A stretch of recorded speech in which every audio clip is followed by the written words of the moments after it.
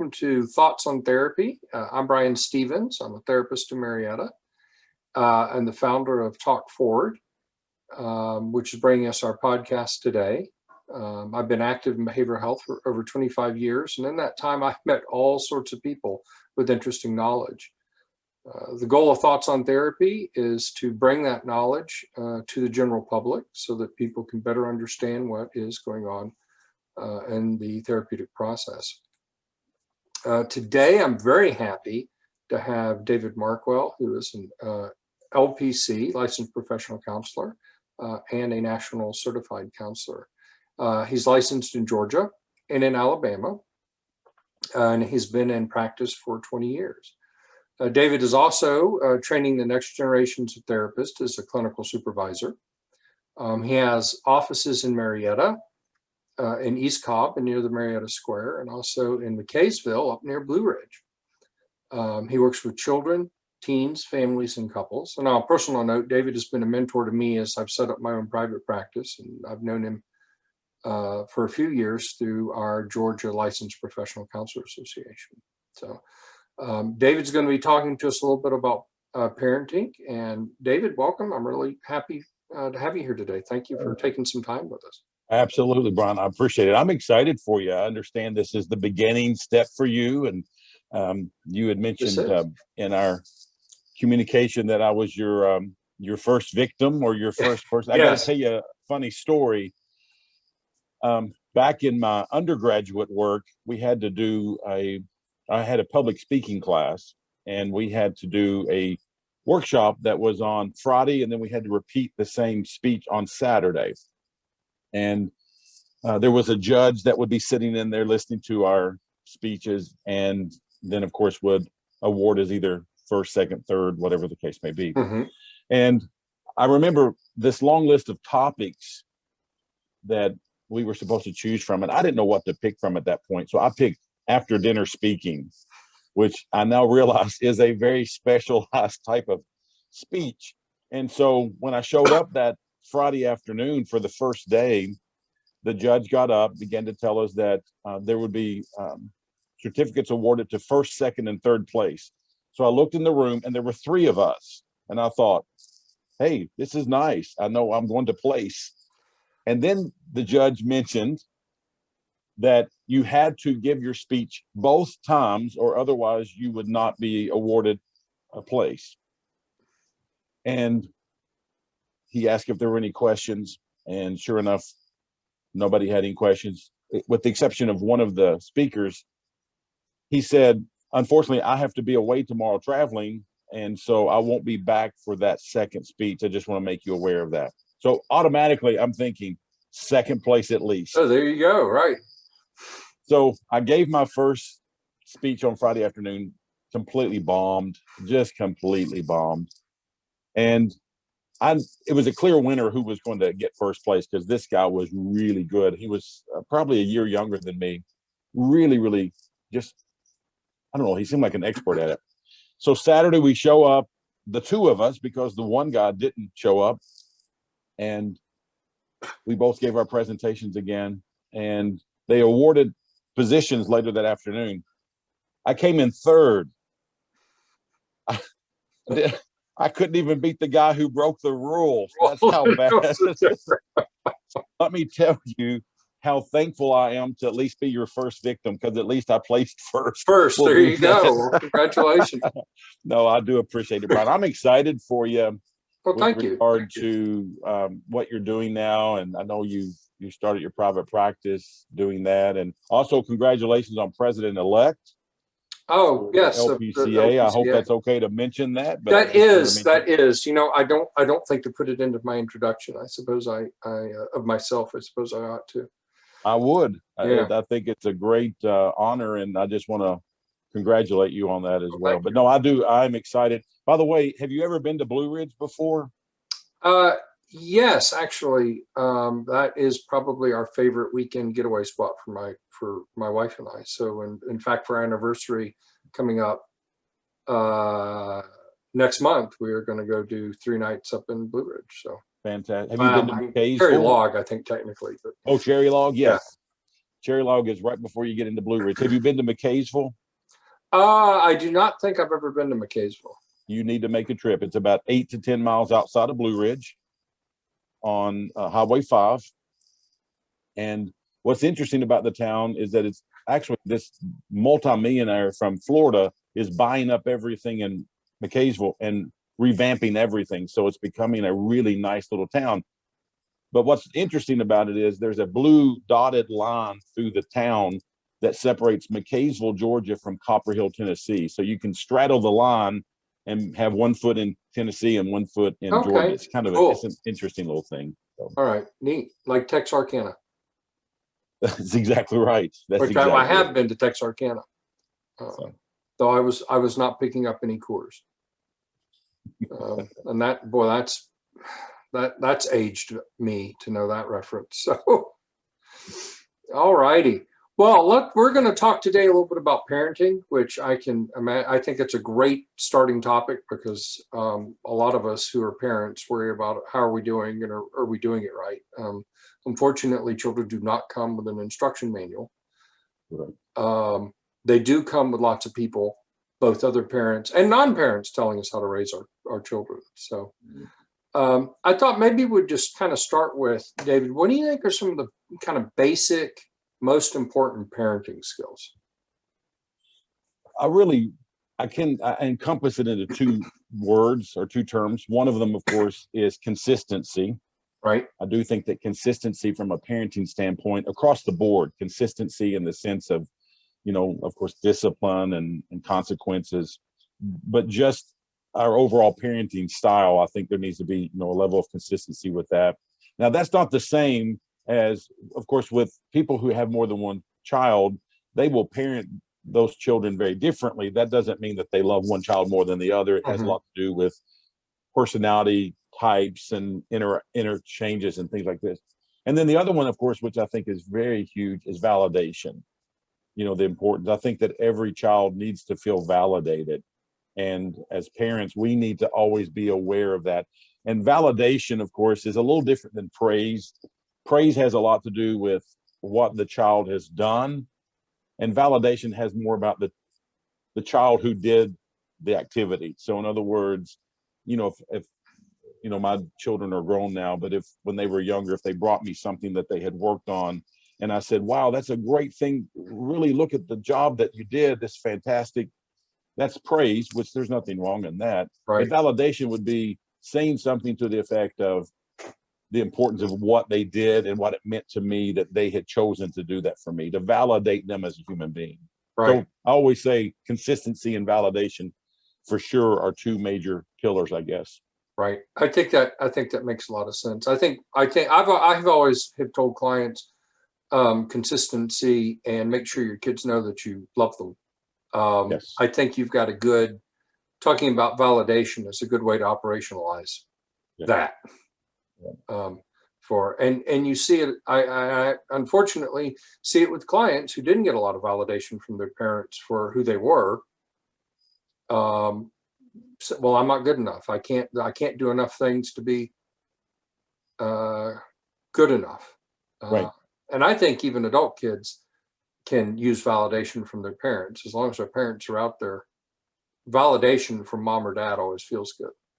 It does. And I'll share this with you for those that may be listening who have a religious, spiritual background. There's a statement in the New Testament where this voice from heaven says to Jesus on the earth, this is my beloved son. I'm well pleased with him. So in other words, that validation. And so I'll sometimes tell parents that even if some great spiritual leader needed validating, our own children need to be validated. Right. And ourselves as well. Because I think as adult children, we grow up, and if we haven't received a lot of validation, we will go around seeking that validation. And unfortunately, as you know, as a therapist, we sometimes don't choose the correct means of getting that validation. Right. So what would you say then? And we talk about consistency, and when I think about consistency as a therapist, one of the things I start thinking about is boundaries. So exactly. What would you say are kind of key things to remember about how to set boundaries and putting those in place? Well, there are lots of books that are written about boundaries, and some that are specific to parenting, some that are specific to relationship issues. But when I talk with parents and work with families, I will always talk about fair, firm, and flexible. Okay, so what we want with our boundaries is that we want our boundaries to be fair. We want, as the saying is, we want the punishment to fit the crime in the Right. sense of setting our boundaries, and especially with like punishment and consequences. So we want that fairness that is there. To take away a child's electronics for a year for something like forgetting to, fold their clothes may fall into an area of being unfair, we'll say. And then there's firm, of course, which goes back somewhat to consistency, which is we do need to, as the old saying is, say what we mean and mean what we say when it comes to our boundaries. And I know a lot of parents struggle with that, but we need that firmness. And then I always add the word flexible. And some people ask me, well, how can you be firm and flexible? And what I mean by that is, say what you mean and mean what you say. However, if you're noticing that your child is making some positive steps and they come to you, I always talk about the importance of self-advocating. If our child or our teen comes to us and brings it to our attention, hey, mom, dad, I don't know if you've noticed, but I've been improving in these areas. Could we reconsider, the consequences?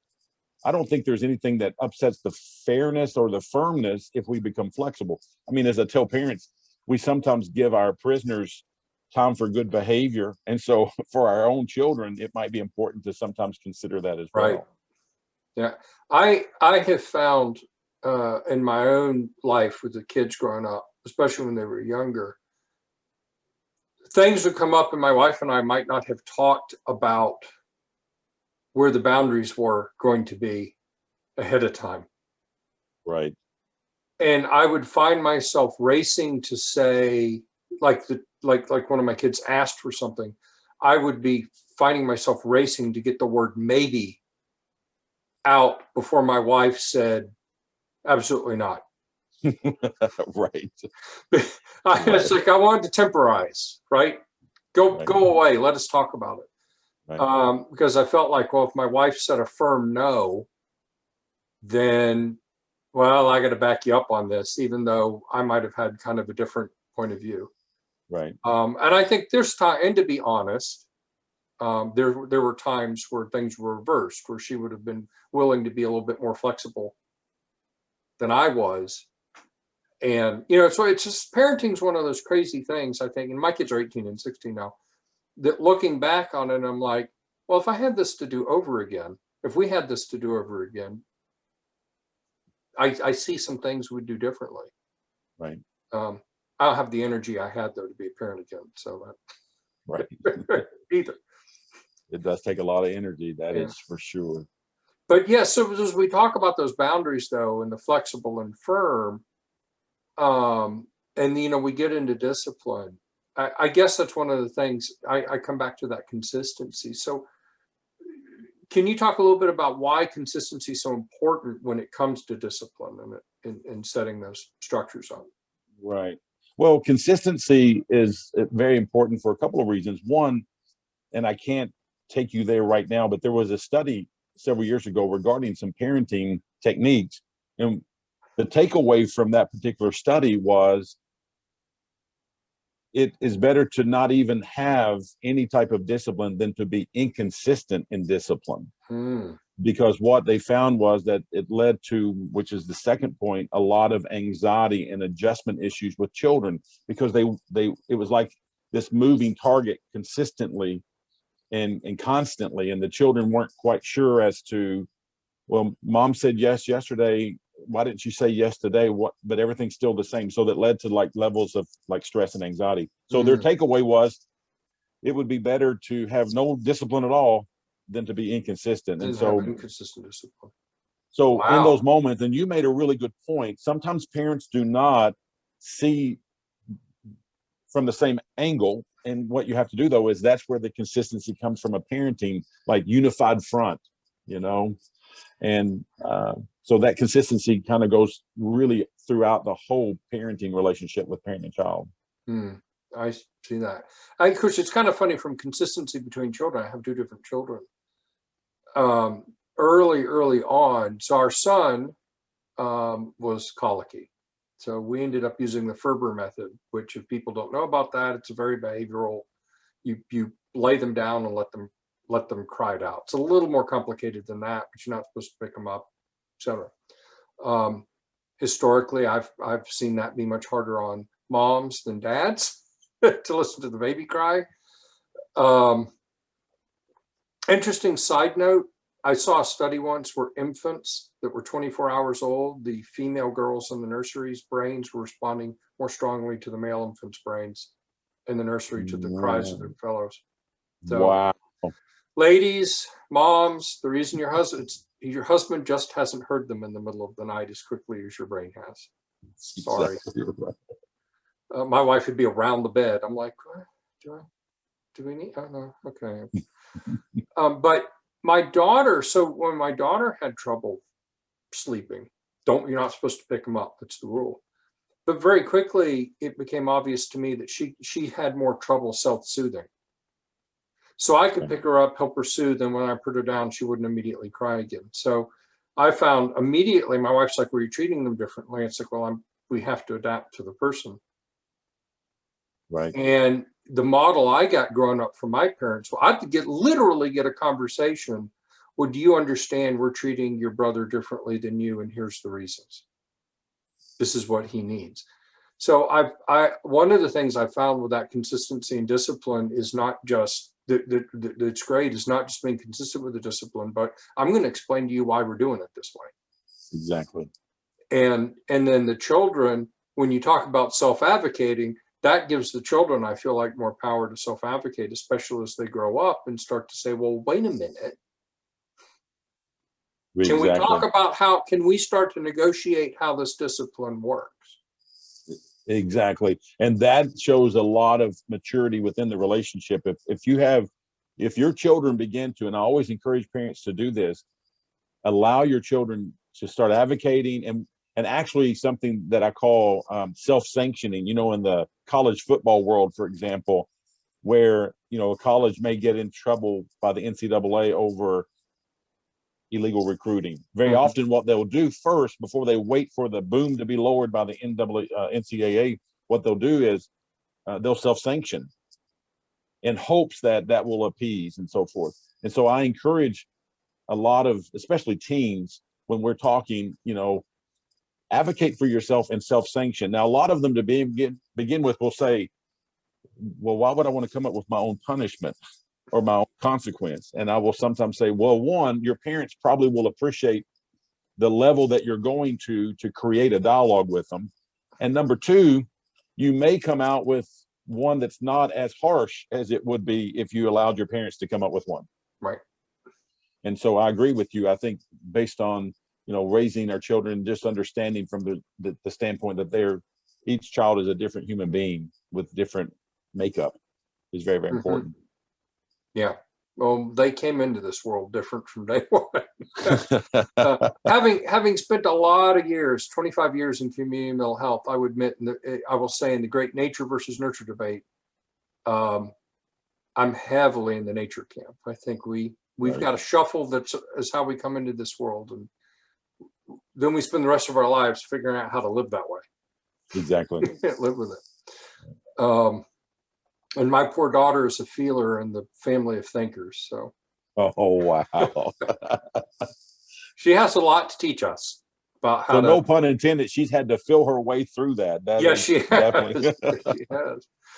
So sometimes I've heard we talk about discipline. I've heard people talk about the police officer approach.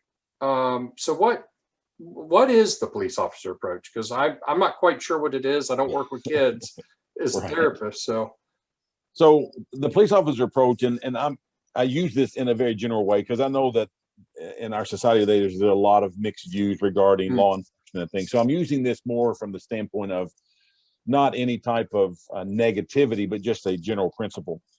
But what happens a lot of times from a parenting standpoint is that when we, for example, I'll use the police officer approach, when we pull our children over for an offense, let's say for speeding, okay, what happens is in that one moment of time, we try to be all things to all men. We try to do, the police officer, and then we also try to be the judge as to what they were doing, and then the executioner, which is the one that brings out the consequence.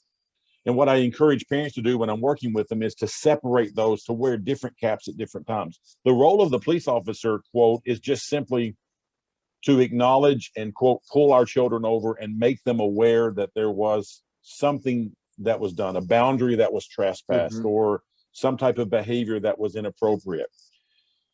And then to gather our own thoughts, but also to allow a little bit of time so there's not a lot of emotional reaction and response. That's when you get into what I call the judge, which is, you put your heads together, like you were talking about, you and your wife, you put your heads together, you come up with a sentence.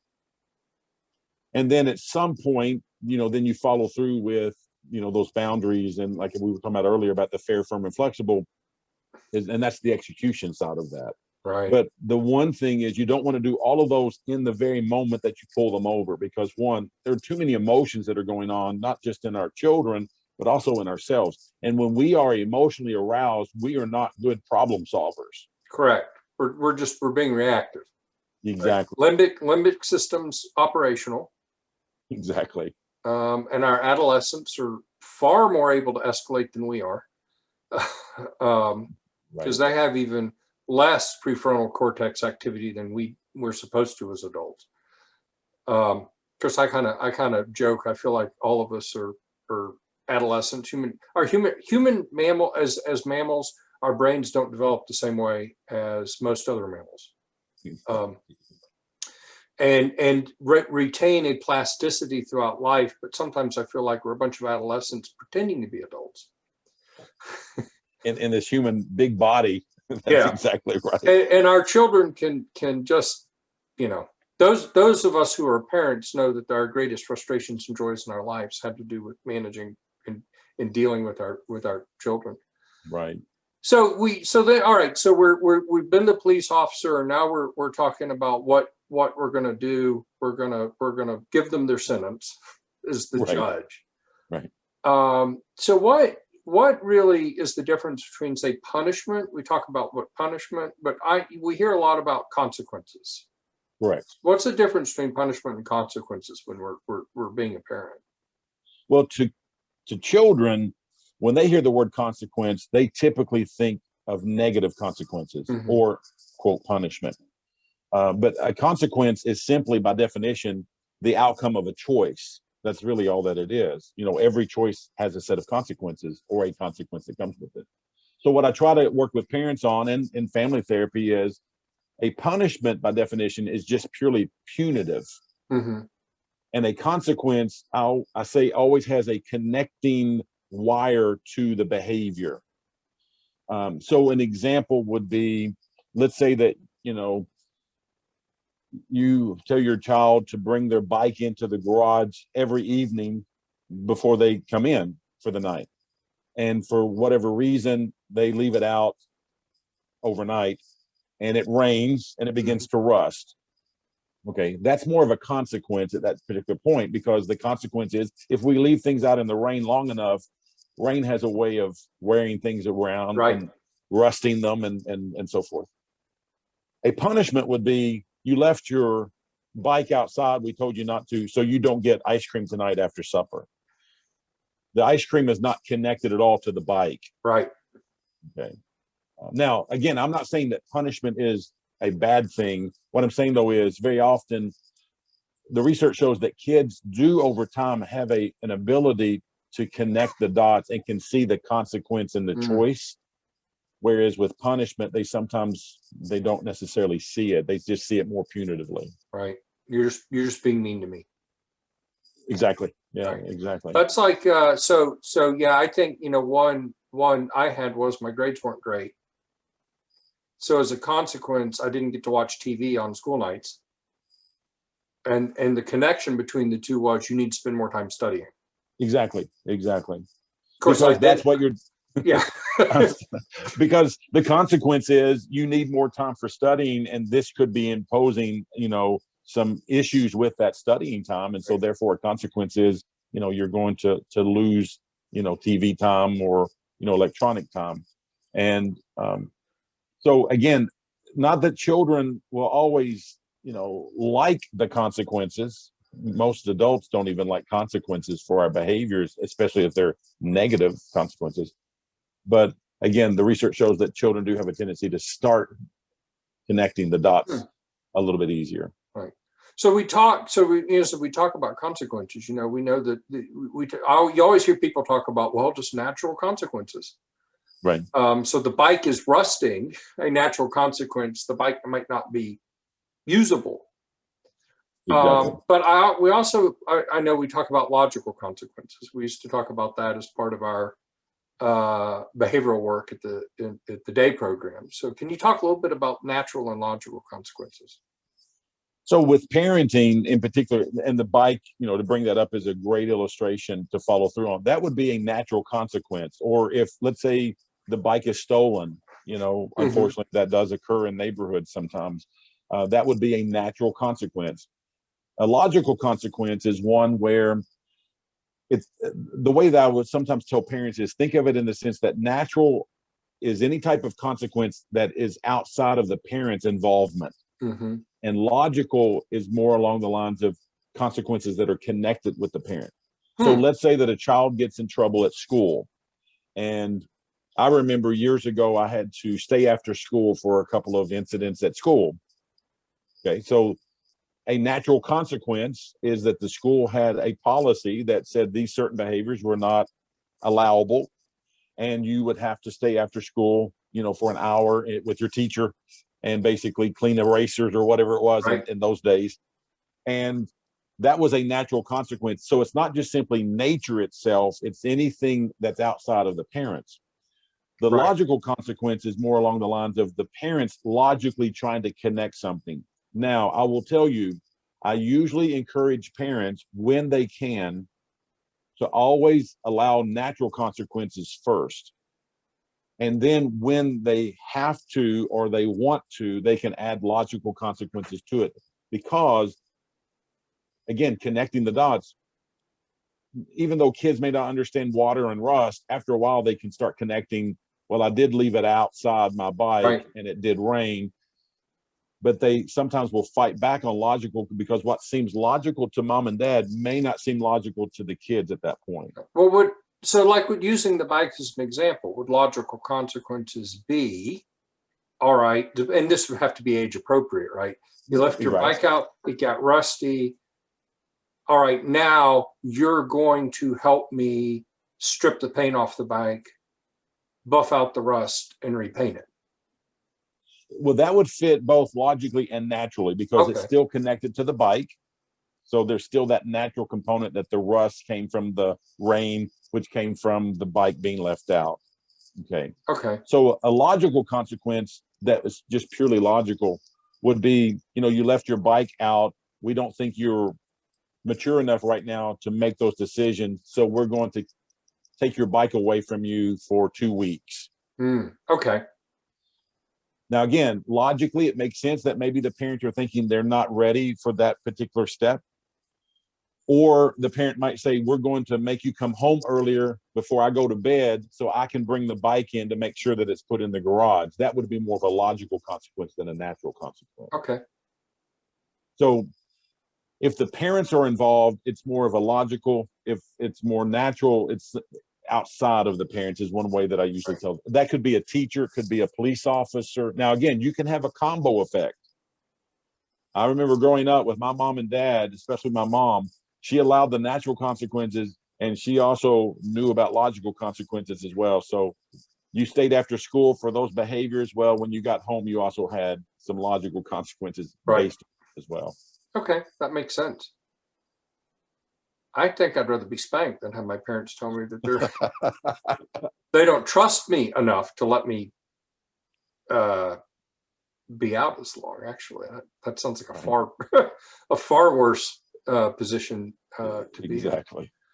So, one of the things that I've seen a lot in therapy with folks of all ages is, and I've worked with this with new therapists, and I've worked with it with techs and things, is this idea that people engage in behaviors and they're quote unquote just being manipulative.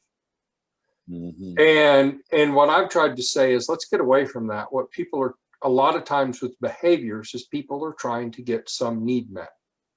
Right. And all of us are trying to get a need met, you know, and we're all manipulative to other people all the time. Right. But I think as adults, we don't remember. Our brains, literally, as children and adolescents, brains are not fully formed. And I think as adults, we forget about what that was like. And we have so much agency to get our needs met as adults. So could you talk a little bit about understanding and why it's important to know the purpose behind behaviors of children? Well, that's a great point about manipulation for this reason, Brian. If anybody has ever bought a car, you're being manipulated by the car salesman or salesperson, and you're manipulating the car salesperson yourself. Right. When you say, I'm not sure if I really like this car or not, I don't know if I like the color or not. A lot of times what we're doing is not just simply that we don't like the color, but we're trying to get them to lower the price and so forth. Or they're trying to say, well, how about we move up to this model and so forth. So manipulation is basically, like you said, which is a great way. It's just a way of getting our needs met. And also, I tell parents when it comes to manipulation, because a lot of parents will say, all the child wants to do is manipulate me. And, you know, in the world of chiropractic, there's spinal manipulation, you know, so they're not doing anything bad to us. They're manipulating us, their spine, to create change and movement. And so a lot of times as parents, what we want to do is we want to kind of understand, like, you know, what is the purpose behind the behavior? Why is our child doing this? And one of the things that, you know, was talked about back in the late 60s and so forth, there was a man named Rudolf Dreikurs, who was a student of Alfred Adler. And Rudolf Dreikurs talked about what were called the 4 goals or 4 objectives of behavior. And he mentioned those as being attention, power, vengeance, inadequacy. And what he said is that you may have a child that is acting out negatively, but that child may be acting out negatively for a completely different intent or purpose or need than another child. I'll give you an example. Let's say that you are a teacher of 3rd grade children, students, and you've gathered everybody on the carpet and it's reading time. You're going to take, and each little child's going to take time to read a portion of the book. And so what happens is you start with one of your new students, for example. This is a new student that moved in from another state. You don't know much about them. And you ask them to read, and they say, nope, I don't want to read. Okay. Immediately you feel that pushback, like, I'm the teacher. Wait a minute. I'm asking you to read. You need to read. But let's say, for example, you're not aware of it, but they have anxiety issues, or maybe they have a reading issue that's going on that you have not yet found out. So their purpose or reason for pushing back would be very different than the child that you say to little Johnny, you need to read, and he loves the attention of being like the class clown, and he goes, nope, I'm not going to read. You can't make me read. Well, those are 2 different. The behavior looks the same. It seems like pushback, but the purpose or the intent is very, very different. So if we only parent and discipline and have consequences just for the behavior and not understanding what the need is, sometimes we can be very discouraging to certain children, and so forth. Right. That makes sense. And what is it the person? And of course, I guess with the 4 goals of behavior, of course, they can overlap, right? Behaviors. I think one of the mistakes we make as human beings is we know our behaviors have a bunch of causes, but we look at somebody else and we're like, well, that person is, we think behavior is has single motivations, and it's really multiply motivated. Exactly. And the same is true for our kids. Exactly. Yeah, I agree. That's a really good way of looking at it, because you were talking about them overlapping. I was actually reading one particular article that said something to what the effect was you just mentioned, is that the person made the point that maybe for a lot of children, it actually started out just for the purpose of attention. And when they didn't get the attention, then they got into a power struggle to try to get that attention. And then if they didn't get it through the power struggle, then they get vindictive. And then if they realize I'm not even getting there, then they just kind of give up and they get into that inadequacy kind of thing, Right. discouraged and disappointed. So yes, they can, kind of stair step or overlap for sure. Right. Well, because that's the old, it's better to be hated than ignored. Exactly. So I can't get positive attention. Maybe I can get negative attention. Now I can't get anything. Right. But yeah, but I can't even, yeah, that's rough. And I think that really talks about how that applies to thinking about working with kids, working with adolescents. And what is it that they, I think what goals that they want probably are changing over life, right? As a child, the needs I have to get met are very basic. Right. I need to be fed. I need to be hugged. I need to be, what validates me is a lot more basic.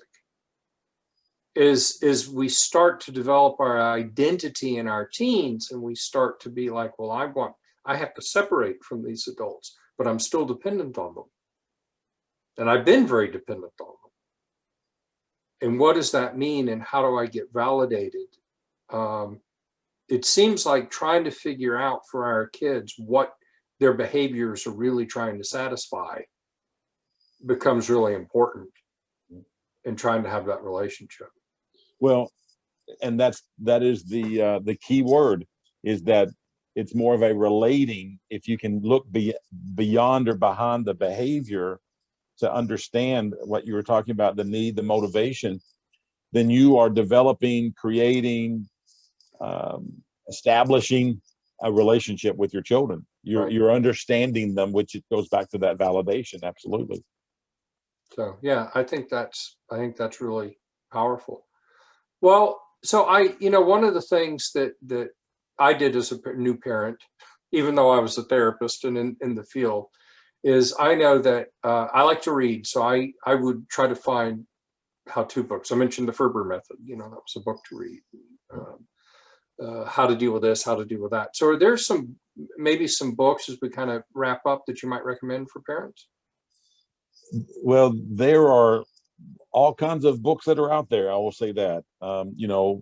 Some parents have used 1, 2, 3 Magic. There are others that use, there's one called Active Parenting. So you've got all these different ones. The ones that I typically will encourage, and I'm not discouraging any book. So I want you to realize that I want any parent to pick up a book to make them better and to work on that. But there are about 2 or 3 that I would recommend. One of them is actually called Parenting with Love and Logic. And that particular book balances about the importance of always parenting from a loving stance, but also from the standpoint of logical stance. And that's where the logical consequence comes in from that standpoint. And so Parenting with Love and Logic would be one by James Fay, F-A-Y.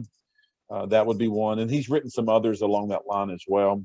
There's another book called Transforming the Difficult Child, the Nurtured Heart Approach. And that one is more along the lines of, it does have some sections about behavior charts, which, sometimes will work for a short period of time. Then you have to change them up and vary them and so forth. But one of the things that it talks about in that book, which I think is such a valuable tool for parents, is that he calls it the video game approach.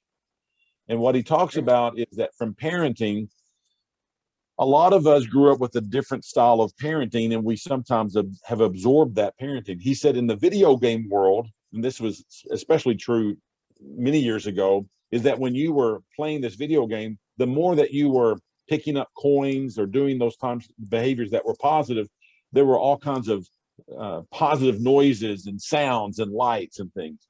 And then if you happened to step on the wrong thing or grab the wrong coin, there was a reaction from the video game, but it was less intense. It was more like, and that was about it.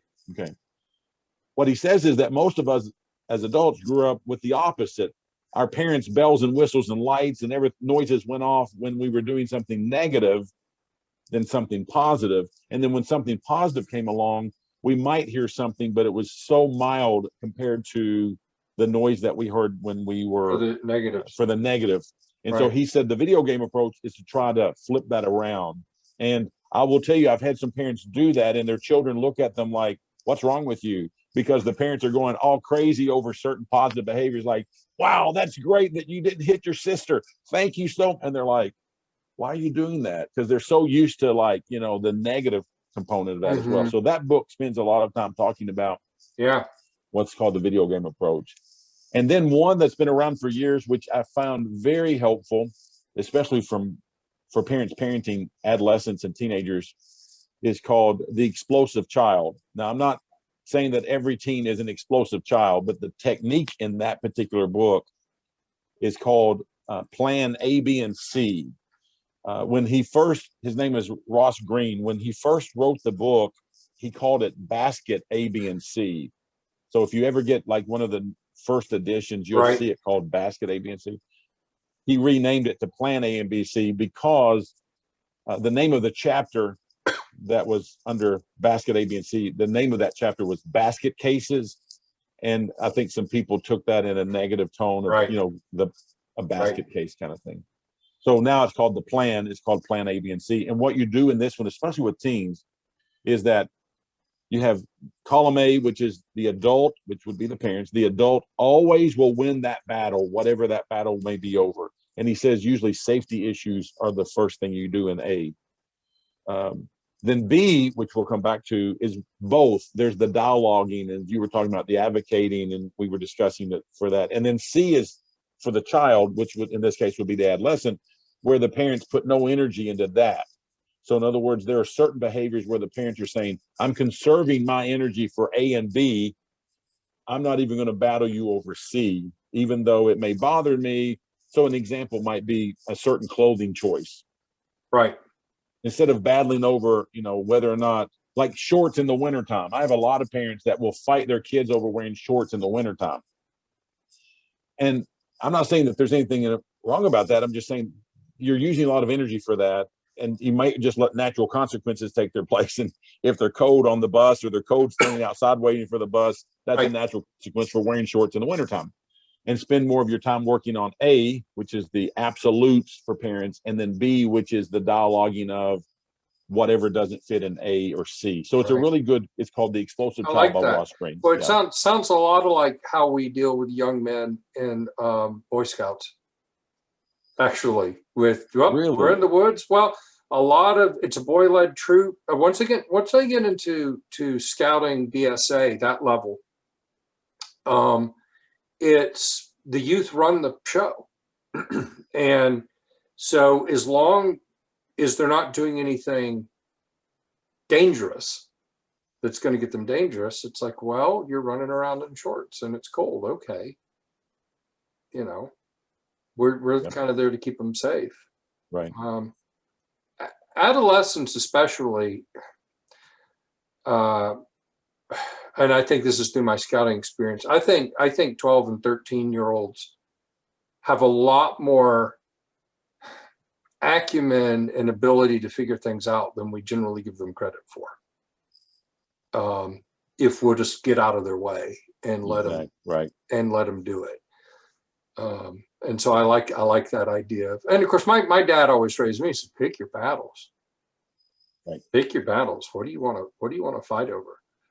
And what's important and what isn't. And I think as I've aged as a parent, what I thought was important and what isn't important changed, like hairstyle. You know, it's like, yeah, you know what? I don't really care if you're, son, I don't care if your hair is long. It's your head. You know, what do I care? Right. You know, it's up to you. Well, David, I have really enjoyed this. I have liked. I have as well. I think some really good information. If I could bottle this and send it back in time, 18 years, I would do that because it would be certainly be helpful.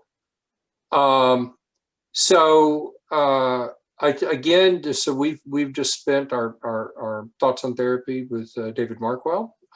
He does have offices in Marietta and up in McKaysville, which if you go up to McKaysville, you can straddle the line between Georgia and Tennessee.